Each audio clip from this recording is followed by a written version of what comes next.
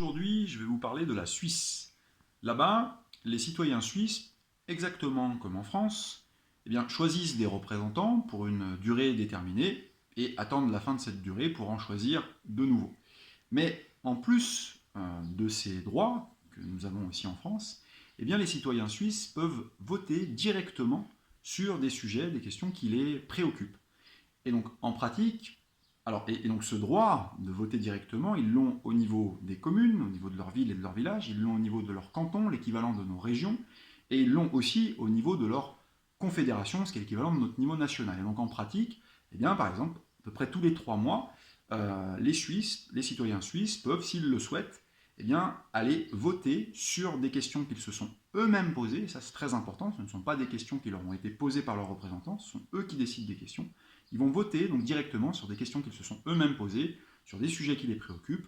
Pour vous donner quelques exemples récents, par exemple, vous avez l'utilisation des pesticides, les impôts, l'éducation, l'organisation des médias, la publicité pour le tabac à destination des enfants, l'élevage intensif, etc. etc. Voilà, tout un tas de thématiques assez diversifiées.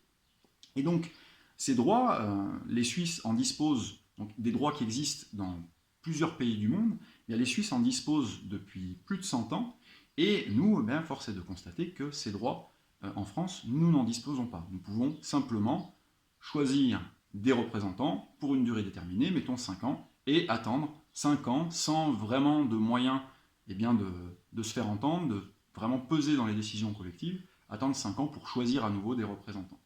Et donc, le mouvement auquel j'appartiens, et moi-même, donc le mouvement Espoir RIC, nous avons à cœur d'importer ces droits, d'avoir les mêmes droits en France. Parce qu'on ne voit pas pourquoi des droits qui sont utilisés avec succès dans plusieurs pays du monde et depuis longtemps, nous ne pourrions pas nous-mêmes en bénéficier.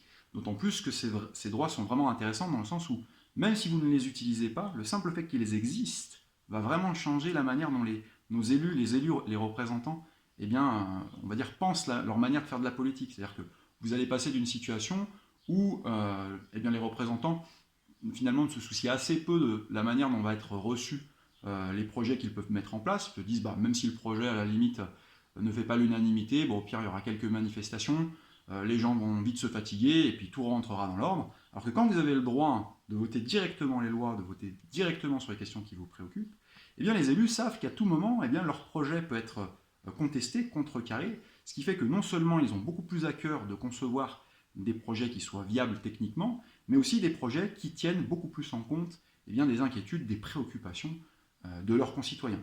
Et c'est ce qui amène, on le pense, quand on voit comment ces droits sont utilisés, ce qui amène les élus, les représentants, à produire des politiques qui sont beaucoup plus... Voilà, quand on a des institutions qui sont vraiment sous contrôle direct des citoyens, ça produit, on le voit, des politiques, des services publics qui sont beaucoup plus au service des citoyens.